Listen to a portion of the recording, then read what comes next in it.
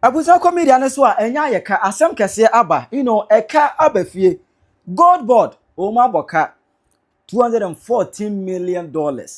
Ama media ne so. O mo abo Sammy Gyamfi minimum se hwe ehe ene ha. Me bon chirimu no akere wa adwen ama me. E wo comment section. I Penyah block media. Me so say ni dem. Over like video no other my subscribe button, snap click notification call no latest update na ba chire wa adwen da ma me e wo comment section so ba so a. Wa shiro for so enya bi ahwe.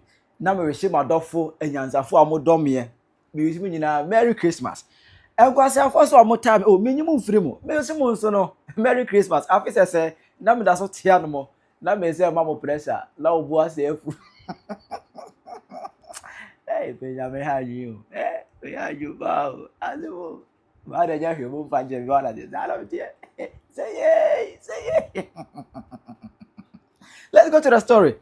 Only Messiah till GoldBod. I will Ghana had them. That's become one of the sensitive aspects of this country because the whole idea. And when a Ghana seek out pudu ni nyina efa called Ghana gold. Any kura Ghana gold si ni sika. The GoldBod hɔ no de Ghana ye ni wo hɔ pɛ yi. Ye ni wo hɔ no mo as a Ghana be bɔ form wa efiri hɔ because omuna to Ghana ha gold be said the omusi chire mu say GoldBod no. This is the purpose of the GoldBod. What I say, it only better Ghana had gold. Omu can issue license for mining. Obetme mining na omu an issue license. I even cry no. Metesna Sammy Gyamfi eka say they want to issue license for those who sell jewelries. What I say, anything concerning gold, biana person will pretty or Ghana had you must get a license for that. Now say, Obetumu control the movement of gold in this country. It without them you can't pass their back to go sell gold at different places. Illegal, chiwa, or even you can be fined. In the GoldBod session, Adibia, Ghana, in fact, you need a cheaper. But I was so unfortunately for us, no. Abase GoldBod Aboka. Last week, na move flyer be. I said there's been a 3 billion loss at the GoldBod. And I was like, now post to a no cray, and I said it could be a jandam. There's a obin a pedo false just to tarnish the image of GoldBod and SMDMV. But you call when I was here. 3 billion in there, it wasn't materialized. But according to IMF, no, GoldBod aboka $214 million. Emma no, eno Sammy Gyamfi be kasa no otim say sa asem na IMF e kan no. Enya no kre GoldBod emoka. And you know say Sammy Gyamfi as a GoldBod chairman, no me be kasa GoldBod aboka. O me jintum. There be o me jintum. There be there. Oh, pia ni ho a or didn't sabon kuma che fie kwa ono o meduntum. But IMF eka say Ghana cedi and the strongest cedi in the world in there. Mahama Ato Forson make say enya no kre. Omo ka say nkwasiafo ana say de. Mo ka say jimi. IMF eka na money age. US nya gold Ghana near the strongest and money age. But IMF na eka say Ghana GoldBod maboka from selling gold maboka to the sum of $214 million in there. Sammy Gyamfi said, GoldBod is trying to tarnish the image of almost an image. They are telling you the fact. Now, in some way, you know, as a comedian, so Ghana was a Sammy Gyamfi by Henry, August, and Crowder was a four. Massa, a candy a wobble. The Omono no abe clash. Abusa for so IMF the about to just Sammy Gyamfi. Ni GoldBod. Oma Bogana Kafem from in a space of just 9 months. GoldBod ama Ghana yashri $214 million US. $214 million US in a short period of 9 months. What converts as Canada back Ghana sikemua. We are talking about 2.5 billion Ghana cedis and Sammy Gyamfi in just 9 months. Wama Ghana yashre eka Ghana ya bosika Ghana yashre. Sammy Gyamfi wo position na nu beg ana na do timi manage economy ni ye Dr. Baomi asa ana doctor just ensemu bebre ye the GoldBod just a small entity yesha won with simple assignment with simple responsibility just buy gold from miners na export nenya air forest dollars never ba Ghana said ya be ya ye cedi ni begina na just this simple tax Sammy Gyamfi ama Ghana ya shiri sika $214 million US in 9 months, which is equivalent to 2.5 billion Ghana cedis. And you see, Sammy Gyamfi sika wanama wa to go $10,000 a de ma agrada for free. Luxurious cars Sammy Gyamfi use 2025 a Range Rover autobiography said then customized just say Sammy Gyamfi living like Arabian king, and basically he's living off on our taxes. Yesika oh my Ghana Yesika Yesika Sammy Gyamfi. And you see these people, they be I always say the day power will change hands, they will run. They will run with their tail in between their legs. And when people near account, IMF report, report to know Google IMF from a report article 001 report to say that you will find it. Go and read it for yourself. Sammy Gyamfi a car wabo Ghana no. A car Sammy Gyamfi galamsey board in just 9 months wabo Ghana no 2.5 billion Ghana cedis. Chale, me say Ghana for some crop for a man basso mobile boy say sikano. A bet in hospitals bear 20. 100 bed hospital bear 20. Say sikano, nurse for a mutifie, teacher for mutifie. You bet me a for my jumama, a bet you moka 1 full year, Mexican and Sasaka. Omo my juma 1 year yen to your moka, yamo just 1 month. I rest in a bet me a tia, but Sammy Gyamfi nipa bako. Akwalaba akwa wono 1 year juma bia ni wiase a wo ba juma 1 year serious sika wom any GoldBod. But I know when you know what time na mo kakabensam me man ho so. Chale. Power ngobra. Sammy Gyamfi. There's around $240 million now. Ghana abakano. Eba ne sen. Say sika na mo say mo to gold no. Na makwa $20 aba be wura ye system mu se na be ya see the best stabilize. Sika sen na de ma to gold no. Wo si ya nya mfaso $10 billion. $10 billion. Mfaso ya nya no. Sika sen na de ma to gold no. Mo ko to ne sen. Enna mo nya sen. Enna mo di sen. Enna sen na mo di wura dollar no. Aka $214 million. Ebe da hono. Hwe, sa krono no ho. Mo ba ya mo kasa so kakra. Mo klemu se Keno forata wa wi Ghana sika. Besi nne mo kasa mo hu charge bia mo de abono. So still mo insist say ombra na mo misa na asem. Asem a mo be bisa no. Ero na mo gina so de ache no. Se wa wi Ghana sika.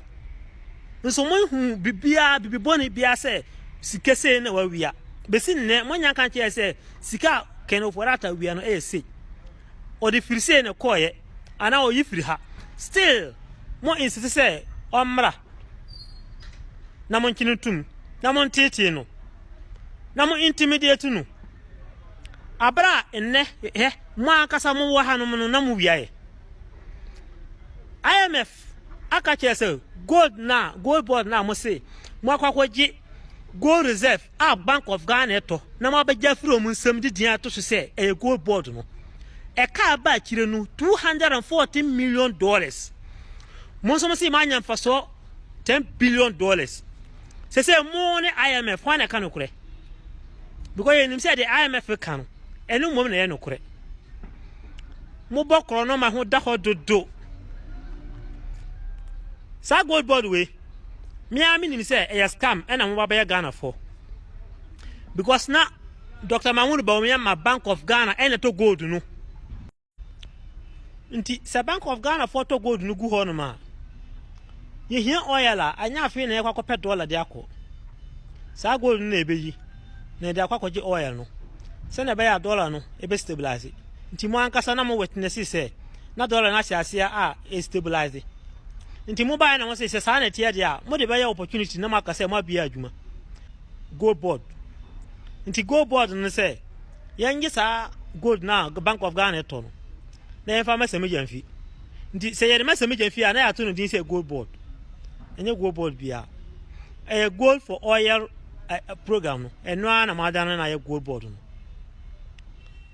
na Bank of Ghana for to ankasa ka we anka yembo senka Bank of Ghana for na to gold na nka sa $240 million we sa kanu nka yembo moja fir bank of Ghana for nsem sama anka samoto ena mo hwe ka aba enso mo dada Ghana for say mwanya mfaso $10 billion ndi sanka mwanya mfaso ampa $10 billion nka wuyi 240 million for 10 billion ma abeka sen enya na 0.7 something nje ka bank of Ghana for beka che say ya boka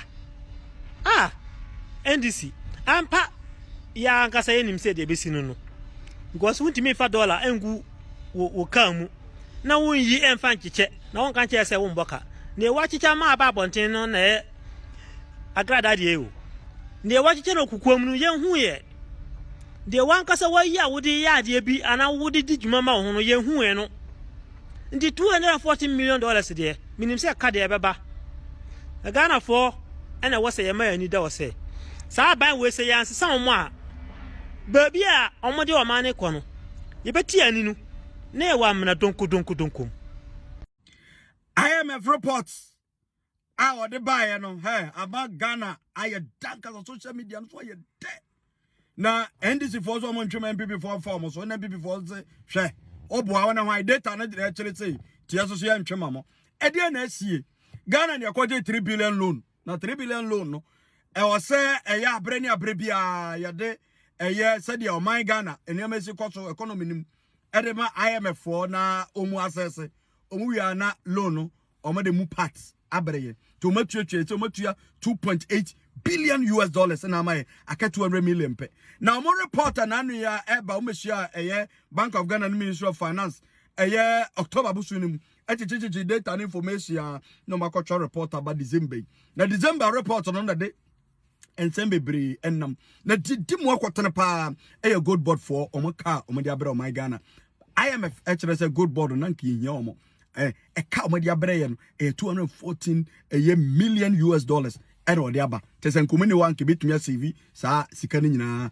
anka sa aka na emma na mbechero de ntia ye hia GoldBod okay answer na MF kwado mo report na Sammy Gyamfi mi kan be to about ntia wutumi say a WhatsApp message eno mo ekreti or government WhatsApp group num eno so copy kwa wa edit ena star na wo ho na eno de beto ye Facebook tina ko so yi firi oba no onim sen weke enti na kire no hu ye no dimiri ka yi but ye fa no nto nche o de beto adwa se GoldBod no cha se o matumi di sika bomb mining $10 billion afi 2025 ebesi sa abiri am no ka se betem bisa Sammy Gyamfi se sa $10 billion no sa sika no mo ko sa gold ni free form ana o mo de call amana na koto an nya $10 billion anaso mo te Ghana for sika de call eye galamsey for no ho any small scale miners na ototo from artisan one for no okomo no de Ghana sika call na okoto ye oye no de kwa amana na okoto nti oya to na ton anaso se sa galamsey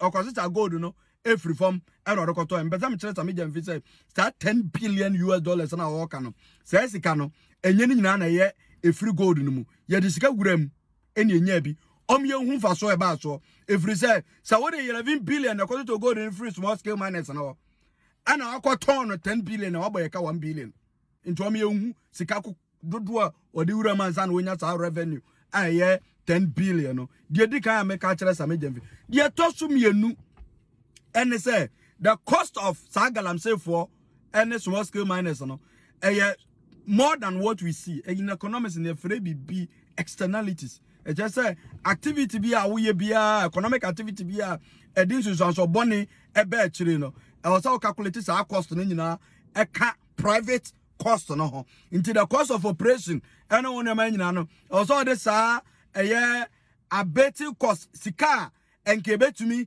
e cleaning up galamsey ne mining activities ni nyina no o se de koka cost no nya social cost into what mining activities bia social cost is always higher than the private cost no and into no what say you hunu the social compensation bisa Sammy Gyamfi say out of the $10 billion revenue no chere say yakofe frama no ndi abra o my Ghana me di go do call ye di aba no ni bisa say mududu sign and o say di ko clear ye di ko cleaning galamsey activities and small scale mining activities emudu do say na eko eno so mi ehu no mi ehu the cost of operation of GoldBod onu Sammy Gyamfi no onya adwuma ne nche oje salary board no mate wo no omutuatu omu counterarium omu the cost of operations ni nyina no onya so the one side story abreye no ope profita eye revenue minus cost onka cost or aka revenue ni pe to omu the revenue na say eye full soldiers no peja omunsa chere the oman ye ne bi sida bampesa me chere eye Bank of Ghana omo eye press no made aba no e make sense mama why 2024 January to October Ghana ya reserve gold reserve ya debeka ho na ye 8.5 metric tons 8.57 metric tons January 2025 to October 2025 ya de 7.51 and abeka ho last year ya de this year we didn't need the GoldBod to survive kebetumi increase your reserve kebetumi gold for a reserve no kebetumi aboa without GoldBod ba mo de abeza mo kire say GoldBod na save ya yate me say kromo ha say Sammy Gyamfi any GoldBod nko an di gold dwa eboka na abusuan yekobusa Sammy Gyamfi say IMF report no wanya bi akan na sen ena na adwene ye no about ekatwitwiri dia wabagu ho Sammy Gyamfi say ye busa anase ye ask questions no especially the IMF no omunim dia omoka na ono Sammy Gyamfi no ondi gold dwa emoka abusia. The English is plain and simple. GoldBod in the last 9 months wadi gold dwa aboka $214 million. Abusia, let it sink in.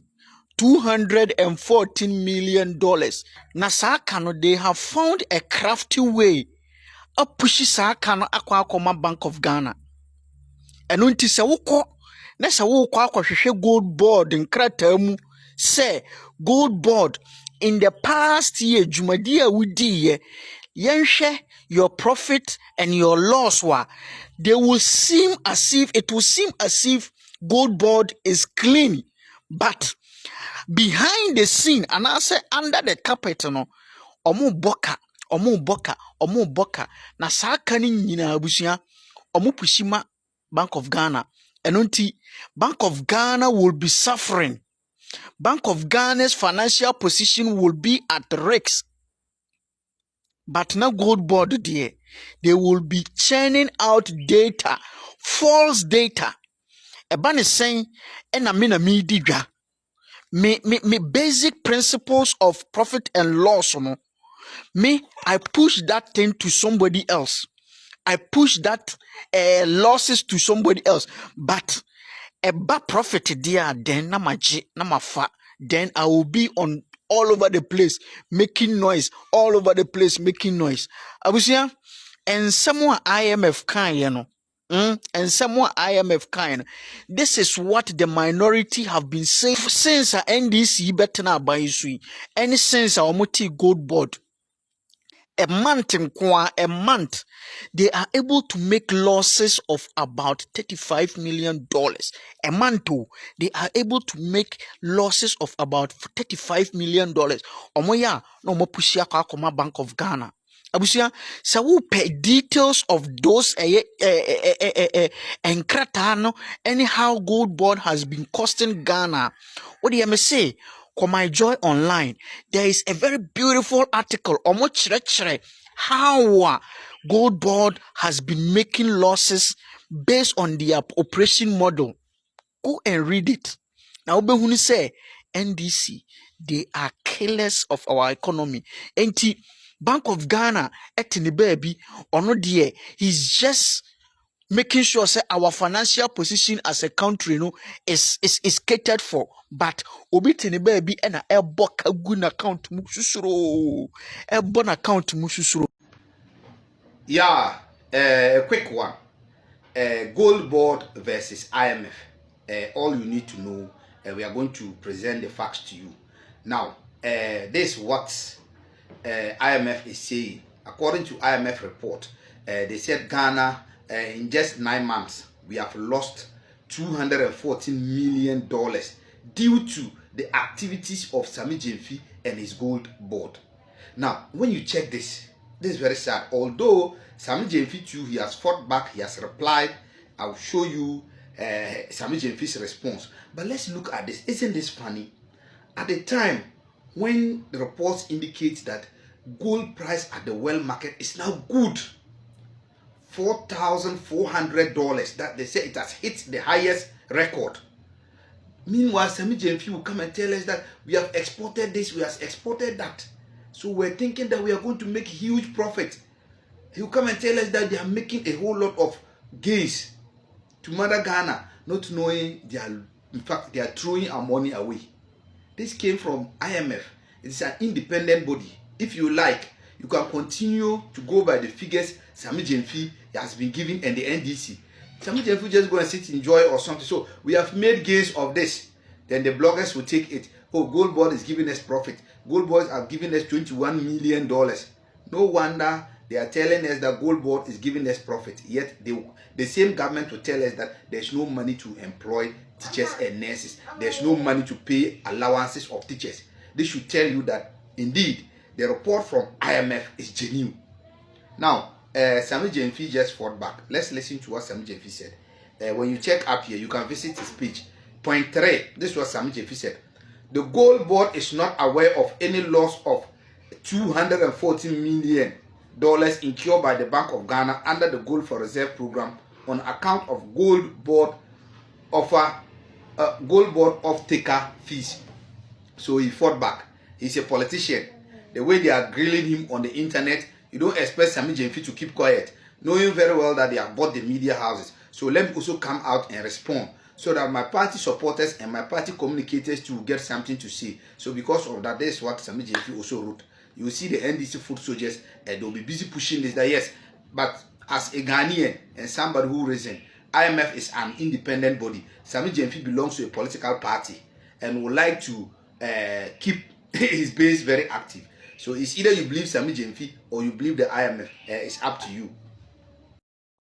To the wild mama, comment section. How you Penyah Block Media? We wish you a Merry Christmas. We wish you a Merry Christmas. We wish you a Merry Christmas and a Happy New Year. Merry Christmas!